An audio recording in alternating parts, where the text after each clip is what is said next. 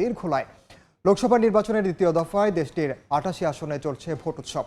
বিস্তারিত জানাতে এই মুহূর্তে কেরালায় আছেন সহকর্মী সুব্রত আচার্য, যাচ্ছি তার কাছে। সুব্রত,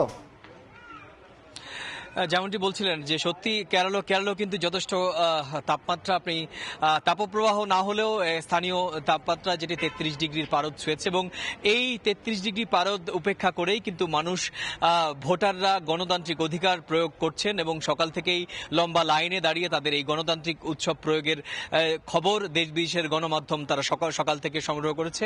এদিকে আপনি জানিয়ে রাখি যে সকাল ৭টা থেকে ভোট চলছে। এখনো পর্যন্ত ঘড়ির কাঁটা হিসেবে করে ৫ ঘন্টা ভোট হয়েছে। তবে নির্বাচন কমিশন প্রথম ৪ ঘন্টার যে ভোট দানের যে শতাংশ সেটি প্রকাশ করেছে। সর্বভারতীয় হিসেবে ২৫% ভোট পড়েছে।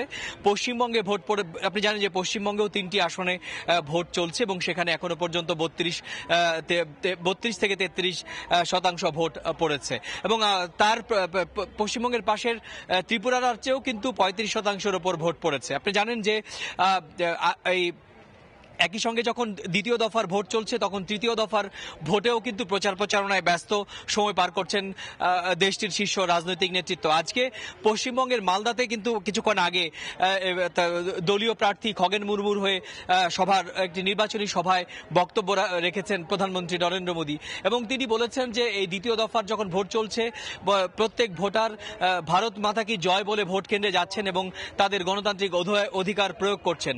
একই সঙ্গে পশ্চিমবঙ্গের রাজনীতির চলমান অবস্থার সমালোচনা করলেও পশ্চিমবঙ্গ থেকে বিভিন্ন সময়ে যে মনীষীরা উঠে এসেছেন, রাজনীতিবিদরা উঠে এসেছেন, বিজ্ঞানীরা উঠে এসেছেন এবং লেখকরা উঠে এসেছেন সে বিষয়ে কথা বলেন। তবে মমতা বন্দ্যোপাধ্যায় এবং তার সরকারের বিভিন্ন দুর্নীতি, বিশেষ করে দুদিন আগে কলকাতা হাইকোর্টের একটি রায় যেখানে ২৬,০০০ উচ্চ মাধ্যমিকের শিক্ষকের নিয়োগের বিষয়টি খারিজ করে দেওয়া হয়েছে। তো সব মিলিয়ে রাজনৈতিক দলের পক্ষ থেকে কিন্তু রাজনৈতিক দলেরা যখন দ্বিতীয় দফার ভোট চলছে, আপনি জানেন যে 13টি রাজ্যের 88 লোকসভা কেন্দ্রে ভোট গ্রহণ চলছে। ঠিক একই সঙ্গে তৃতীয় দফার নির্বাচনের প্রচারণাও কিন্তু অব্যাহত রয়েছে। তো এই ছিল আমার কাছে ভারতের দ্বিতীয় দফার ভোট গ্রহণের প্রথম ৫ ঘন্টায় আমার কাছে থাকা ভোট সংক্রান্ত সবশেষ তথ্য।